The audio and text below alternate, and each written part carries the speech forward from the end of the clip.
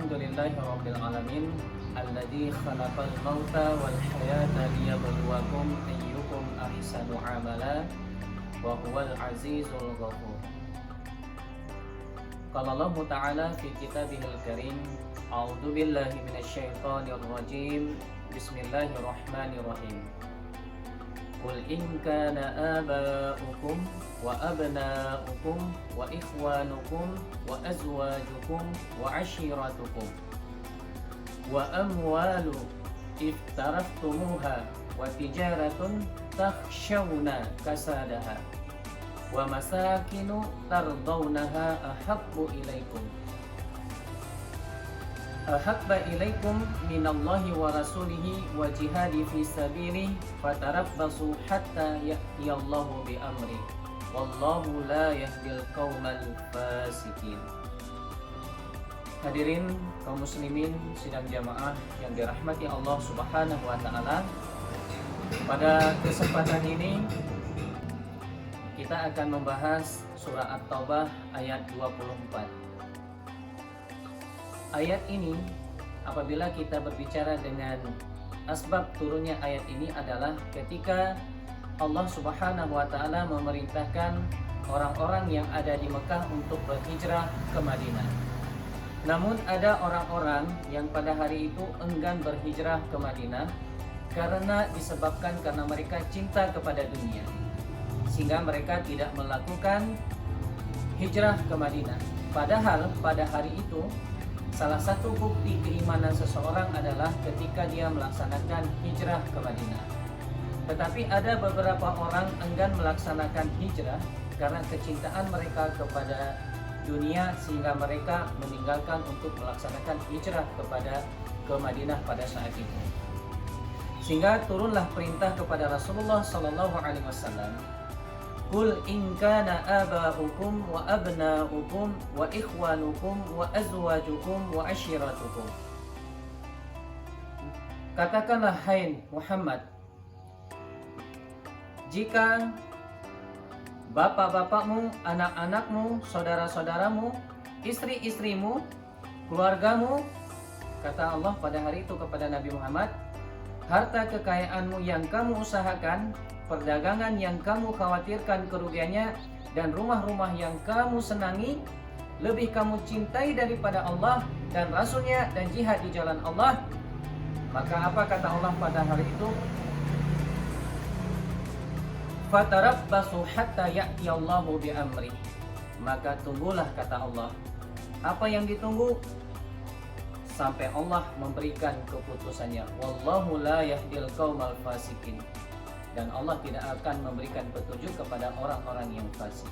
Jadi pada masa hari itu orang-orang enggan melakukan hijrah karena mereka pada hari itu disebabkan karena ayahnya, karena anaknya, karena istrinya, karena keluarganya. Bahkan ada pada orang pada masa itu enggan berhijrah karena harta yang mereka usahakan, atau karena perdagangan yang mereka enggan untuk rugi, atau karena rumah atau tempat tinggal yang mereka cintai pada saat itu. Nah, bila kita melihat pada hari ini betapa banyak orang-orang mencintai kehidupan dunia sampai mereka lupa mengingat kepada Allah. Allah mengancam kepada seseorang yang siapapun dia, ketika dia mencintai dunia ini daripada Allah Subhanahu wa taala, maka Allah murka kepadanya. Di dalam ayat lain Allah berfirman di dalam surah Al-Munafiqun, Ya ayyuhalladzina amanu la tulhikum amwalukum wala auladukum an zikrillah.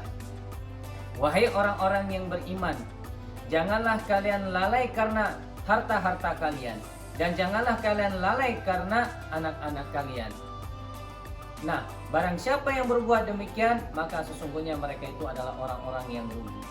Jadi Allah Subhanahu wa taala memerintahkan kepada kita adalah bagaimana caranya dalam hidup ini kita mengutamakan Allah dalam segala hal. Jangan sampai kita cinta kepada dunia, cinta kepada harta kita, apalagi di zaman sekarang ini serba semuanya materi. Sehingga kadang-kadang orang lupa diri, sehingga dia lalai mengingat kepada Allah Subhanahu wa taala. Nah, Siapa-siapa yang lebih mencintai dunianya, siapa-siapa yang lebih mencintai hartanya, dan siapa-siapa yang lebih mencintai tempat tinggal yang mewah atau tempat tinggal yang ia senangi daripada Allah Subhanahu wa taala, Allah mengancam kita dan Allah murka. Dan ingat, Allah tidak akan pernah memberikan petunjuk kepada orang-orang yang fasik. Orang-orang fasik adalah orang-orang yang gemar melakukan perbuatan dosa dan selalu melakukan perbuatan dosa-dosa kecil. Nah, sehingga dia lalai mengingat kepada Allah Subhanahu wa ta'ala. Hadirin kaum muslimin sidang jamaah dimanapun berada, marilah kita selalu mendekatkan diri kita kepada Allah. Ingat, apa yang kita cari pada hari ini hanya bisa kita nikmati di dunia. Apa yang kita senangi pada hari ini, ketika dunia ini kita tinggalkan, maka kesenangan itu akan tiada. Oleh karena itu, apa yang lebih baik kita lakukan, yang harus kita lakukan pada hari ini adalah memperbanyak amal ibadah kita. Sehingga ketika Allah mengambil nyawa kita, kita sudah siap dan Allah menempatkan kita kepada tempat yang mulia. Pernah kita mendengar bahwa orang membeli sesuatu itu dengan harga yang miliaran. Bahkan pernah kita mendengar 1 jam tangan saja itu harganya sampai miliaran. Nah, mungkin bagi orang-orang kita pada hari ini tercengang melihat yang demikian itu.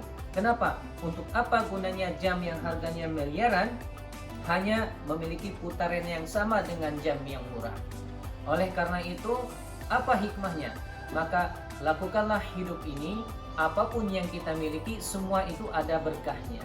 Contoh, ketika kita tadinya memiliki jam tangan dengan harga miliaran, nah, atau mungkin jam kita hanya harganya puluhan ribu rupiah, tetapi jam itu berkah. Sehingga ketika kita melihat jam di tangan kita, yang kita terlintas di pikiran kita adalah jam berapakah sudah sekarang, apakah sudah waktunya melaksanakan sholat, maka jam itu bermanfaat bagi kita. Ada lagi orang punya pakaian yang begitu mahal harganya, tapi baju itu tidak pernah dibawa untuk beribadah kepada Allah. Ada beberapa orang hanya bajunya biasa-biasa saja, bersih, suci, tapi baju itu selalu dibawa untuk beribadah kepada Allah Subhanahu wa ta'ala. Ada orang memiliki wajah rupa yang bagus, yang cantik, yang ganteng, tapi dia tidak pernah membawakan wajah itu untuk menghadap kepada Allah Subhanahu wa ta'ala. Artinya tidak ada keberkahan dalam hidupnya. Oleh karena itu, di sini kami menyampaikan kepada hadirin dimanapun berada, maka sudah saatnya pada hari ini kita mendekatkan diri kepada Allah Subhanahu wa ta'ala. Allah mengingatkan di dalam Al-Quran, Ya ayyuhalladzina amanu taqullaha haqqa tuqatih wa la tamutunna illa wa antum muslimun. Hai orang-orang yang beriman, bertakwalah kepada Allah dengan sebenar-benar takwa, dan janganlah kalian mati kecuali dalam keadaan Islam atau dalam keadaan Muslim. Ingat, kehidupan yang paling hakiki adalah di mana akhir hayat kita bisa mempertahankan diri kita dalam keadaan Islam, bisa mempertahankan diri kita dalam keadaan beriman kepada Allah Subhanahu wa ta'ala, sehingga Allah ridho atas kita, sehingga Allah memberikan tempat yang mulia kepada kita, yaitu surganya. Amin ya rabbal alamin. Sebagai kesimpulan adalah jangan sampai kita lalai karena dunia kita. Maka jadikanlah kehidupan kita ini di dunia ini bagaimana caranya kita hidup menjadi berkah, hidup yang selalu dekat dengan Allah. Apa yang kita miliki selalu bermanfaat untuk agama Allah, bermanfaat untuk Allah Subhanahu wa ta'ala. Mungkin hanya inilah yang dapat kami sampaikan. Mudah-mudahan bisa bermanfaat untuk kita semua.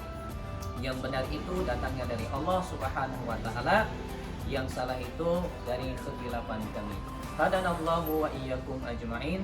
Assalamualaikum warahmatullahi wabarakatuh.